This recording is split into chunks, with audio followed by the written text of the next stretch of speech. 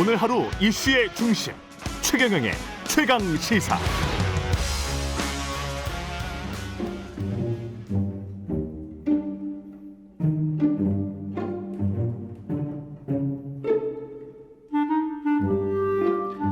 자, 설 특집 최경영의 최강 시사 오늘 2, 3부는 이 어지럽고 혼란한 시기 가고자 하는 방향은 있지만 길도 정답도 잘 보이지가 않는다. 어떻게 무엇을 생각하고 고민할지 나침반 역할을 해주실 두 분, 책에서 그 길을 찾아보는 시간 꾸며가고자 합니다. 최경영의 최강시사 설 특집 책에서 길을 찾다 역사편인데요.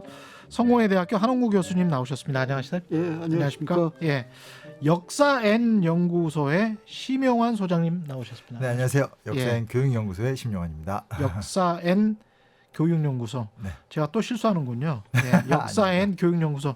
지금 방송 들어가기 전에 역사 N 연구소라고 하지 말라고 심영환 소장님이 말씀하셨는데 그 두 분이 서로 그 책을 추천해 달라고 했는데 네. 그 서로 집필하신 책을 추천을 해주셨어요. 서로 사이좋게. 네, 네, 네. 예. 이거는 어떤 뜻이 있습니까? 두 분이 서로 아니, 친분이 있으셨던 거예요? 예, 그 파트너로 심영환 선생님 나오신다고 해서 예. 심영환 선생님 또 마침 신간을 내셨길래 그래서 너무너무 바쁘잖아요. 예. 그 TV 틀면은 이제 정말 뭐 그 일주일에 한 두 번 얼굴을 볼 수 있는 그 예. 바쁜 와중에 또 책을 쓰셔서 반갑기도 하고 그래서 이제 이 책 갖고 한번 얘기 나눠보자. 또 마침 보니까 주제가 김영삼, 김대중 두 분의 이야기라서 그렇죠. 지금 젊은 세대들이 꼭 좀 알아야 할 이야기 같아서 책을 선정했습니다. 모르죠. 보통 젊은 모르죠. 세대들은 거의 모르죠. 예. 네, 네, 네. 리더의 상상력입니까? 네, 네. 리더의 예. 상상력이라고 해서요. 김영삼, 김대중 대통령 10년을 다룬 책이고요. 예. 저는 이제 뭐 이렇게 먼저 추천을 해주셨고, 네. 근데 사실은 한홍구 선생님이 쓴 사법부라는 책 자체가 그렇죠. 워낙 최근에 이제 검찰개혁 화두가 몇 년째이잖아요. 그래서 그렇죠. 어울리겠다. 그래서 이렇게 가면 괜찮겠다. 예. 그러니까 사전에 무슨 뭐 공모라든지 예. 이상한 계획 같은 건 없었으니까 오해하지 마시고요. 네. 예. 리더의 상상력을 먼저 이야기를 하고 그 다음에 이제 사법부 법을 지배한 자들의 역사. 저는 부제가 더 마음에 들어요. 그렇죠. 법을 지배한 자들의 역사. 그걸 3부에서 좀 해보도록 하겠습니다. 리더의 상상력은 말씀하신 대로 김영삼, 김대중의 디테일한 역사인데 그렇죠. 저도 책을 읽어보면서 거쳐간 세대인데 네, 네. 이렇게 디테일하게 보니까 되게 재밌더라고요. 그렇죠. 예. 그러니까 이제 거쳐간 세대들 입장에서는 사실 이제 통념으로 많이 남겨져 그렇죠. 있어서 예. 막상 얘기하면 내가 살아와서 하는데 말이야. 네. 하고 뻔하지 뭐 이렇게 생각했는데. 근데 얘기하면 몇 개 기억을 못 하세요. 그래서 특히 이제 그 김대중 대통령은 사실은 그 이후에 만든 역사들이 오늘날 중요한 구조가 됐기 때문에 더 좀 많이 기억하시는데 김영삼 대통령은 이제 외환위기가 워낙 커서 그렇죠. 보통 기억을 많이 못 하시는데 책에서 이야기하고 싶었던 건 그런 어떤 정치적 평론이 아니라 역사로서의 김영삼, 김대중의 집권 10년 차 요걸 좀 살펴보는 과정이어서 보신 분들은 좀 이런 일도 있었어? 이런 얘기 많이 느끼실 거예요. 네. 저는 그렇습니다. 예. 이제 이 책이 다루고 있는 그 대부분의 시기에 미국이 있었어요. 예. 네, 김영삼 대통령 밑에서는 살아본 적이 없습니다. 그리고 전 그 야당 총재할 때 미국을 갔거든요. 근데 미국에 있을 때 삼당합당이 되고 이제 그렇게 됐기 때문에 그때 그냥 공부하러 가신 거죠. 공부하러 갔다가 이렇게 좀 늦어지는 바람에 김대중 대통령이 집권하고 계실 때 귀국을 했습니다. 김대중 대통령이 당선되는 것도 그 미국에서 있었고 그래서 이 책의 대부분의 시기를 제가 직접 겪지 않았기 때문에 굉장히 새롭게 그러니까 저보다 경험이 더 없으신 거죠. 아니 그래도 미국에서 훨씬 더 정확한 보도를 보셨지 않았을까? 그래도 뭐 꼭 그 미국이 꼭 정확한 보도를 한다고 그렇지 않습니까? 없죠. 여기서 그 한국에서 피부로 느끼는 게 그렇죠. 정말 중요하죠.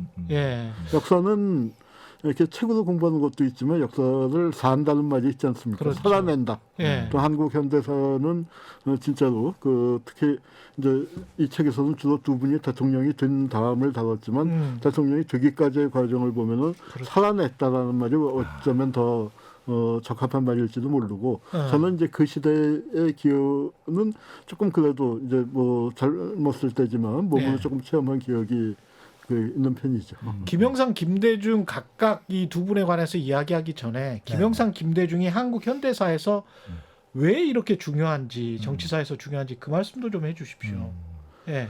그거는 이제 이 두 분의 잘못은 아니지만 적어도 이 두 분으로 대표되는 지역주의, 삼김 또는 뭐 물론 이제 전두환 노태우 더 거슬러 올라서 박정희 거기서부터 나오는 이 지역주의가 고착됐고 이분들의 영향력이 최근까지도 그러니까 한국 정치가 이제 많이 그래도 이제 그 지역주의라는 것이 지금은 조금 약화된 듯이 보이지만 그래도 뿌리에는 있거든요. 여전히 뿌리에는 작용하고 있는데 그걸 보면은 이 두 분의 영향력이라는 게 그냥 30년이 아니라 더 오랜 세월일지도 모른다. 1970년대부터 시작해서 2020년대 지금 50년 세월 동안에 아직까지도 변치 않는 한국 사회에 대한 규정력을 갖고 있는 분이다. 그런 생각이 듭니다. 네.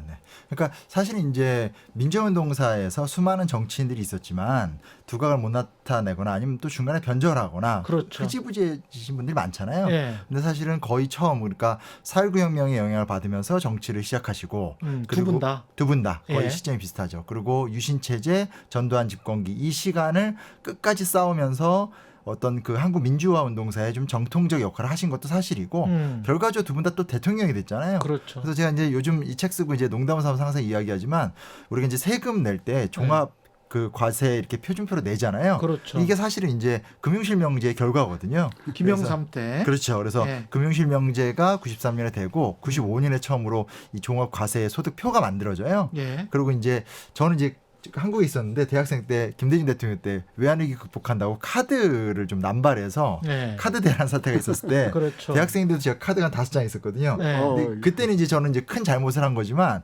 이제 그런 식의 어떤 신용사회가 되는 것도 또 이 어떤 금융실명제 결과거든요. 그래서 그런 것들을 살펴보면 이 사람들이 민주화 운동사에서도 의미가 있지만 이후에 대통령이 돼서도 현재까지도 실질적 영향을 미치고 있구나. 예. 또 뭐 김대중 대통령 같은 경우는 최초로 정권 교체를 했다라든지 남북 관계를 어떻게 풀어갈 것인가에 대해서 현재 사실 유일한 대안을 제시한 분이잖아요. 예. 네, 그런 부분에서 이 두 사람이 과연 과거형 존재냐 아니면 돌아가셨지만 현재형이냐 좀 따져볼 필요가 있는 거죠.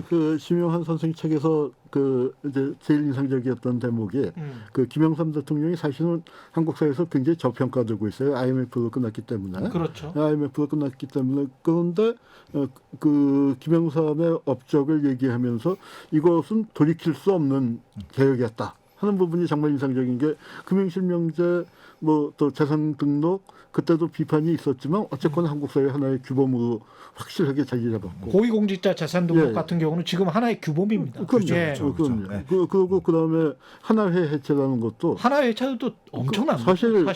예. 그때 한 얘기가 예. 김대중 대통령은 못했다. 그 말 많이 김대중 했죠. 대통령이 집권했으면 못했다. 왜냐하면은 그 당시에 우리나라 열혈 군인들 중에 예. 김대중이가 청와대에 들어가면은 내가 수지상가 들고 돌진한다. 이런 얘기를 기자들 모아놓고 공공연히들 했었거든요. 예. 맞아요. 그런 애국 충정이 넘치는 군인들이 아주 넘쳐났는데 저 사람 빨갱이다. 빨갱이다. 예. 그리고 그때 이제 하나의 해체되고 난 다음에 나온 그러니까 이제 좀 즐거운 농담. YS는 농담이 참 많아요. 처음으로 이제 우리에게 농담을 가져다준 대통령이었는데 예. 뭐냐면은 김영삼이가 몰랐기 때문에 저걸 했지. 하나회가 어떤 건지 알았으면은 저걸 건드리질 못했다. 이제 그런 얘기를 하는데요. 예. 근데 저는 정말로 그 이후에 한국 사회에서 개혁에 좋은 기회가 있었는데 번번이 좌절됐잖아요. 예. 그때 우리가 정말로 배워야 할 건 김영삼한테 배워야 한다. 뭐냐면 개혁이란 언제 하느냐. 집권하고 한 달 이내에 다 해버려야 하는 겁니다. 맞아요. 몰랐기 때문에 했다라는 거는 어떻게 보면 김영삼 전 대통령에 대한 폄하로 들릴 수도 저는 있는데 절대로 폄하가 아니라고 폄하는 생각해요. 아니다. 폄하가 아니고 예. 딱 여기 이제 그 표현을 어떻게 하셨죠? 한번 결단하면 아주 철벽처럼 밀어붙인다는 맞아요. 그런 표현을 우리 심 소장님이 쓰셨는데 예. 맞습니다. 그거는 개혁의 방향이 정해지면은 그건 확실하게 과단성 있게. 그러니까 우리가 그 매듭을 풀르는 방법은 여러 가지가 있지만 이 하나회 같은 군사 독재 같은 거는 잘라버리는 게 가장 정확한 방법이었는데 그렇죠. 그걸 했다는 거죠. 그런데 그걸 하는 부분은 김대중 대통령이었으면 여러 가지로 겁이 나서도 못하고 반발 때문에도 못하고 실제로 김대중 대통령이 됐었으면 쿠데타 가능성도 있었을 거예요. 지금 정부에도 함의가 굉장히 크네요. 이런 거는. 그렇죠, 그런 그렇죠. 부분은 적어도 한국 사회가 그러니까 저는 이제 물론 민주화운동 그 세대로서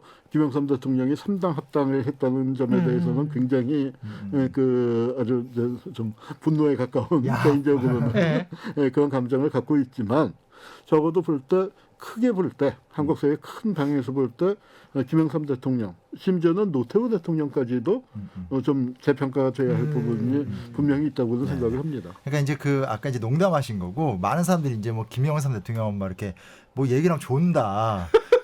3분 이내로 보고가 길어지면 힘들어한다. 근데 사실 그거는 조금 따져볼 필요가 있는 게 대부분 낭설들이고요. 아니요, 저는 낭설만은 아니고 그리고 그게 어떻게 포장이 안 되네 이거. 그게 지도자로서 꼭 결점만은 아닙니다. 결점만은 아니죠. 김대중 제가 국정원에 이제 과거사위원회로 갔을 때 그 국정원 문서를 처음 보면서 제일 희한했던 게 뭐냐면은 15포인트 활자를 써요.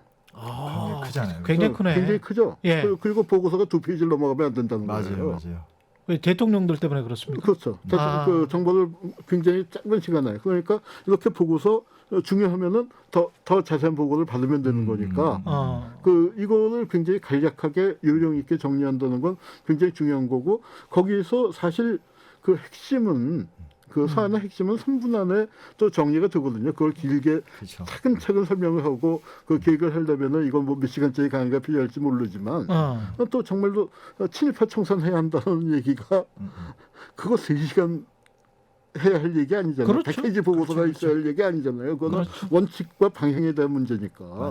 그래서 그런 부분들을 간명하게 정리하고 그 맑게 알아듣고 그걸 과단성 있게 실천하는 데서 김영삼 대통령은 분명한 장점이 있었던 거죠. 그리고 또 많은 사람을 만나서야 하는데 보고가 길어지고 늘어지고 하면 또 안 되니까 그게 꼭 단점이 아닐 수가 있어요. 그래서 이제 그때 그 유명한 농담이 있었습니다. 그 시절에 그러니까 김영삼 대통령은 만나면은 사람들이 이분이 왜 훌륭한 지도자인지를 모른대요. 처음에 이제 한 2, 3분 얘기하면은 그러다가 10분 얘기하면은 실망을 한다는 거예요. 너무 아는 게 없지 않는가. 그리고 너무 기초적인 것들을 물어보지 않는가. 그러다가 15분이 생기면은 이제 두 부류가 나뉘는데 내가 도와드려야겠다. 이런 부류와 에이 여기는 너무 몰라 하니까 따라하는 부류가 있고 김대중 대통령을 만나면은 처음에는 이제 갸우뚱하다가 한 5분 10분 지나면은 이분은 정말 무서운 분이다. 너무 비범한 분이다. 그래서 이제 거기서 또 두 부류가 나눠지는데 여기 잘못 얽혔다가는 내가 큰일 나겠다. 아니 책에서 그 비범함이 좀 드러나기는 해요. 맞아요. 그러거나 아니면 이제 정말 엎어져서 도와드리거나. 맞아요. 그러니까 캠프의 분위기가 되게 달랐다는 거예요. 책에도 써놨지만 예를 들면 그 당시 옛날 정치인들이지만 최영우, 김동연 같은 이제 그 소위 말하는 김영삼 측근들 같은 경우는 같이 편하게 대화하고 싸우기도 하고 다음날 풀기도 하고. 근데 이제 김대중 대통령 입장에선 노무현 대통령, 고 노무현 대통령의 회고에도 나오지만 완벽한 게 결점이다. 그러니까 뭘 하면 모르는 게 있어야 되는데 다 아니까 사람들이 위축되게 만들고. 근데 이제 그런 어떤 캐릭터들이기 때문에 근데 그 캐릭터가 이제 각자 빛나는 거죠. 그래서 김영삼 대통령 같은 경우는 아까 공직자 재산 등록제 말씀하셨지만 취임 두 번째 날인가 바로 공개를 해요. 그래서 내 재산 17억 8천만 원이다. 딱 얘기하면서 다음 너네도 까 하니까 이제 중앙위원들 다 까고 그 이제 공직자 윤리법으로 만들어지게 되고 뭐 금융실명제 할 때도 사실은 박재원 경제수석이 반대했었거든요. 그러니까 경제수석 뒤로 돌리고 밀어붙인다라든지. 근데 그 금융실명제 사실은 그 서슬 팔았던 82년 전두환 대통령 때도 하려고 했다 못했고요. 또 90년대 초반 그 노태우 대통령 때도 못했던 거예요. 근데 그걸 이제 농담까지 섞어서 얘기한다라면 한 번에 해버렸으니까 엄청난 힘이었다고 볼 수 있는 거죠. 그러니까 그거를 이제 이것저것 고려하고 좌고우면하고 하면은 죽었다 깨어나도 못하는 겁니다. 하나회체 같은 경우도 뭐 국방부 장관 불러가지고 그렇게 그냥 갑자기 그냥 인사를 해버린 거 아니에요? 그러니까 그때 그 유명한 일화가 기무사령관이 어쩌다가 기무사가 네. 그 방송을 듣고서 사령과 교체 사실을 그렇죠. 그렇죠. 알게 되느냐 그 탄식했다는 최초겠지. 거죠. 그렇죠, 그게 그렇죠. 최초였겠지. 네. 맞아요. 맞아요. 네. 네. 그래서 그런 것들이 미친 효과가 크기 때문에 네. 이젠 좀 다시 좀 봐야 되지 않을까 이런 얘기인 거고요. 네. 근데 김대중 대통령 대신에 이제 그만큼 숙고하는 리더십이기 때문에 70년대 때 본인이 첫 번째 대선 후보로 나왔었을 때 어떤 주장들이 사실은 대통령 돼서 다 나타나거든요. 그렇죠. 네, 대표적인 게 이제 다자한번론 같은 게 이제 남북 관계로서는 햇볕 정책인 거고 국제적으로는 책이 좀 자세히 썼는데 아세안 플러스 3라고 지금 동아시아 관계 되게 안 좋잖아요. 예. 뭐 혐중현상, 반일 현상 심한데 예. 이제 그 당시 보면 아세안의 회의에 우리가 가서 같이 밥 먹으면서 친해지자 하면서 오부치와 지금은 좀 잊혀졌지만 주룽지 총리 같은 사람들을 끌어들여서 이 소위 말하는 한중일 정례 협의체 같은 것들을 그때 만들거든요. 이런 것들은 이미 70년대 때부터 계속 논리적으로 주장하던 거고 70년대부터 중소기업 강화시켜야 된다는 이야기 그렇죠, 계속 그렇죠. 했었고 그렇죠. 예. 특히 그 한일 관계 같은 거는 굉장히 좀 결정적이었다고 보는데 김대중 대통령은 일본 입장에서 볼 때는요 빚이 많아요. 왜냐하면은 김대중 납치 사건이라는 게 일본에서 발생했는데 그거를 한국 일본 정부가 짝짝꿍을 해서 덮어버렸잖아요.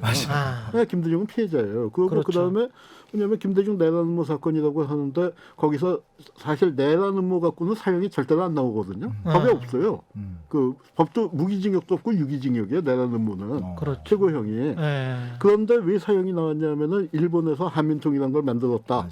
그래서 국가보안법에 반국가 단체에 숙여가서 이제 사형이 가능했는데 이 한일 간의 박정희 때 이걸 덮을 때 그 조건이 뭐였냐면은 그 일본에서의 활동은 앞으로 문제 삼지 않는다. 그래서 일본도 대신 납치해 간 건 덮어둔다. 뭐 이제 이런 타협이었는데 그걸 전두환 정권이 깨고 이제 그 죽이려고 했는데 그때 일본이 싹 침묵을 해버린 거거든요. 그러니까 네. 그때 그 김대중 그 동교동 그쪽의 표현에 따르면은 신군부보다 일본이 더 미웠다.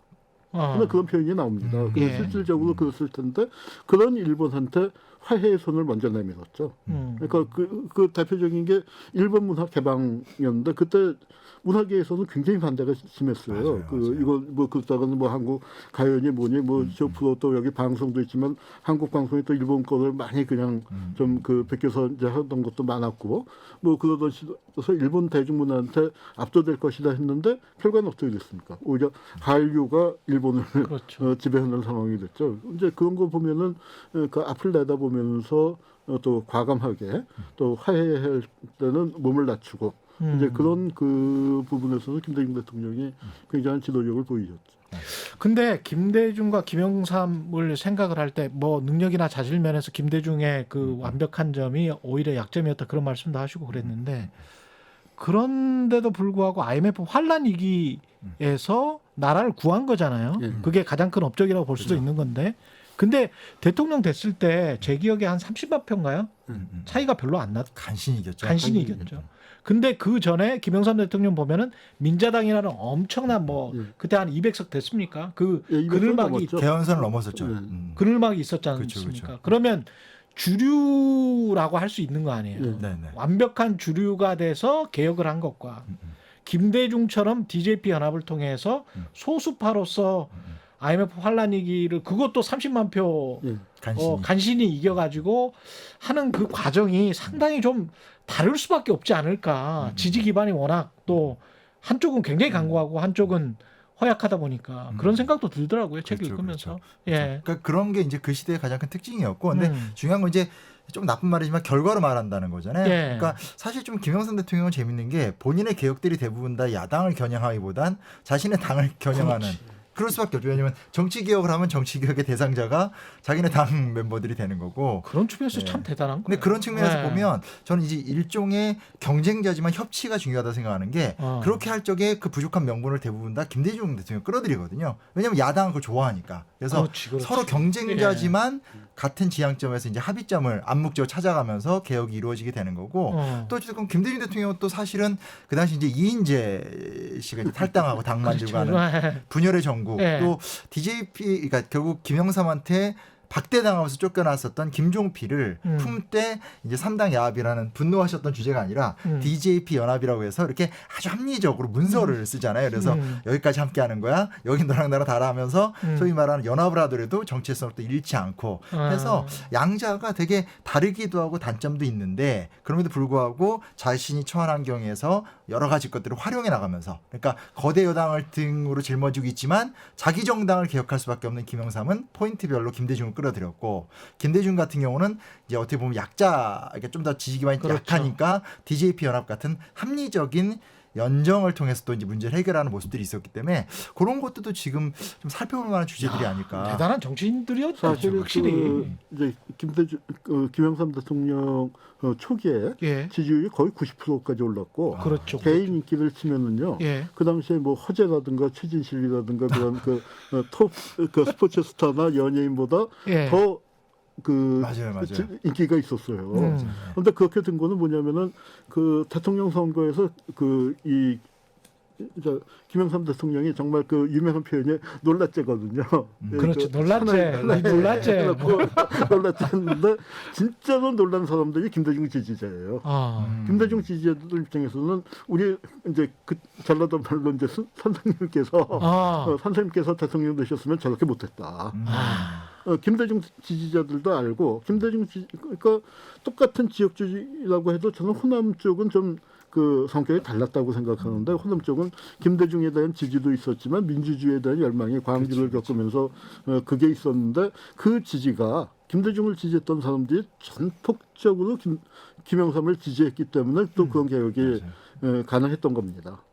지금 이렇게 뭐 극한적으로 대립되는 그러니까요. 정치를 보면 정말 김영삼, 김대중이 위대해 보이는 게 지금은 뭐 소확행, 심쿵 공약 뭐 이래가지고 짜잘짜잘한 몸만 하는 것 같지. 그리고 난 다음에 이제 큰 것들 비전들은 또 둘 하는 거 보면 거대 정당들이 비슷한 것 같은데 또 합의는 잘 안 하는 것 같고 서로 비난만 하고 뭐 이런단 말이죠. 맞아요. 그리고 뒤로는 어떤 이권들이 왔다 갔다 하는지는 모르겠지만 또 사회는 또 기득권 위주로 쭉 돌아가요. 그렇죠.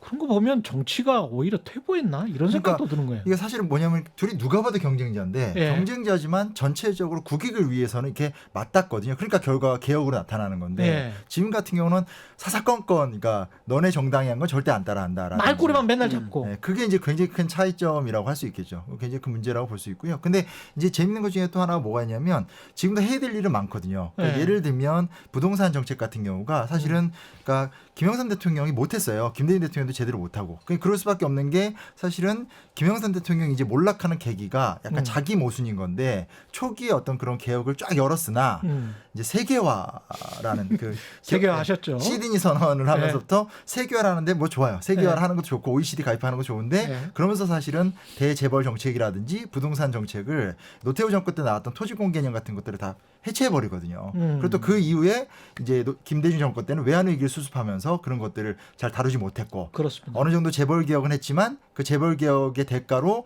사실 비정규직을 강요하면서 또 노동자들의 삶의 처우는 잘 해결하지 못했고 그러니까 당연히. 이 지점을 고려해 본다라면 부동산 문제라든지 노동자 정책 같은 지금 들끓어오르는 주제에 대해서 해결한다라는 것은 시대적 과제거든요. 그렇습니다. 그래서 그런 부분에 대해서 충분히 지금도 거대 담론이라든지 대통령만이 해줄 수 있는 것이 있기 때문에 그런 것들을 좀 대선 주자들 혹은 정당에서 좀 고민해봐야 되지 않나 이런 생각도 좀 같이 해보게 사실 됩니다. 그 김대중 대통령 시기 그 IMF 그 이제 국난에 집권을 하셨을 때가 재벌 개혁을 할 수 있는 가장 좋은 기회였거든요. 예. 그리고 그때는 이 재벌 개혁이 아니라 재벌 해체가 그 IMF의 요구 사항이었어요. 이게 뭐 중국 좌빨들이 맞아요. 주장하는 게 아니고 예. 왜냐하면은 재벌이란 말이 그냥 그대로 옥스퍼드 사전에 그렇죠. 오를 정도로 한국에만 있는 특수한 현상이란 말이에요. 그 재벌들이 이제 벌적들한테 뭐 아이스크림 가게 제과점이니 뭐 그런 것까지 안기는 이런 현상은 전 세계에서 없으니까 경쟁력 있는 대기업 중심으로 가고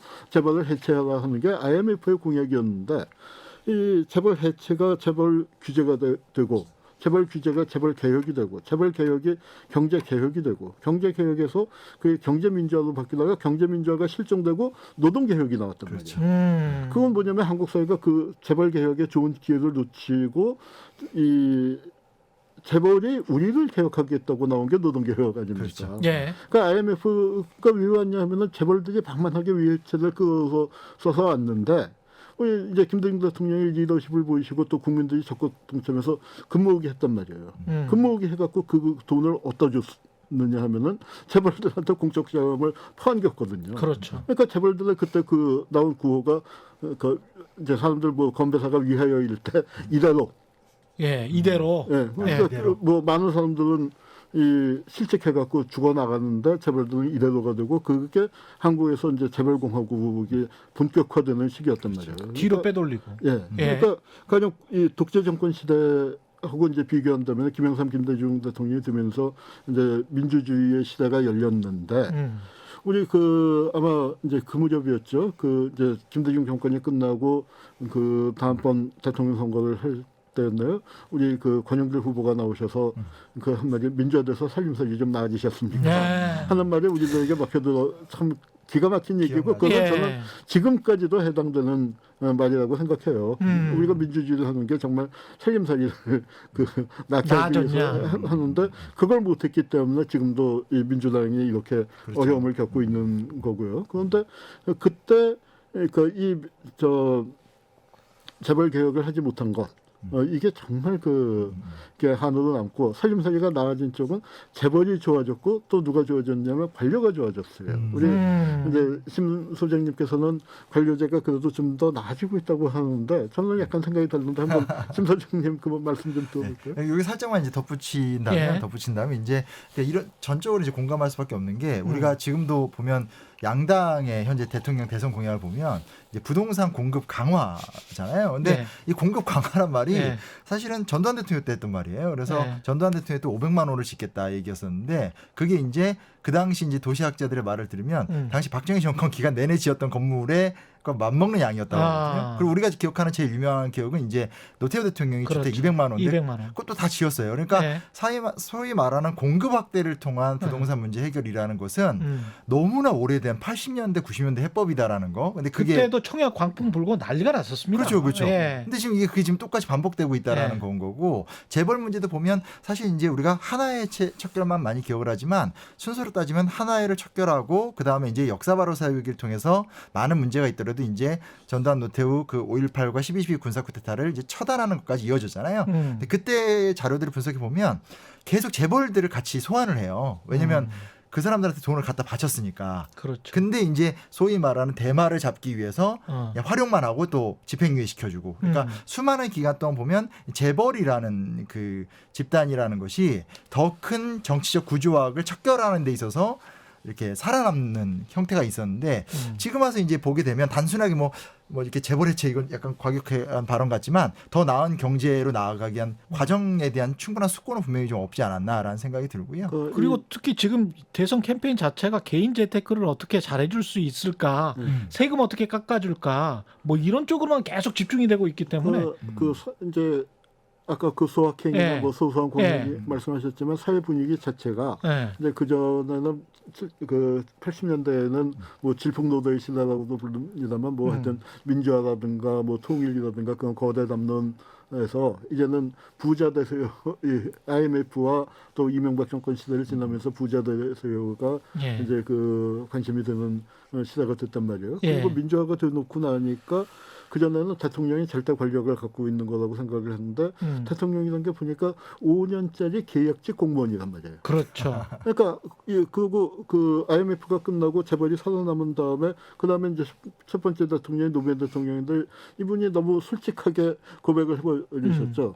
그 당신도 이제 아마 대통령이 된 다음에 뼈저리게 절감을 했으니까 그런 탄식이 나왔을 텐데 이제 권력은 청와대에 있지 않고 시장에 있습니다. 그렇죠. 하면서 이제 재벌이 갖게 됐는데 이건 뭐냐면 권력이라는 게 죽을 때까지 그러니까 자기가 현직이 있을 때 하다가 딱 5년 지나면 물려주고 나가는 그게 권력이 아니고 죽을 때까지 내 손을 쥐고 있다가 벽에다가 무슨 칠 해가면서 그때까지 내 손을 쥐고 있다가 내 새끼한테 물려주는 게 진짜 권력이다. 예. 그것을 그렇죠. 그 뼈저리게 알게 된 거고 예. 그다음에 재벌의 힘이라는 게 참 어마어마하게 커진 거예요. 예. 박정희 전두환 때 이제 박정희 때 생기고 전두환 때 조금 커지긴 했지만 전두환이 유명한 게 국제글로 날려버린 거 아닙니까? 그렇죠. 세계 네. 6위 지지권에 있는 것을 그냥 한마디로 날려버렸었는데 네. 이제는 재벌이 대통령들을 좌지우지하고 그렇죠. 삼성의 보고서가 대통령의 머릿속에 그대로 입력이 돼서 그대로 나가는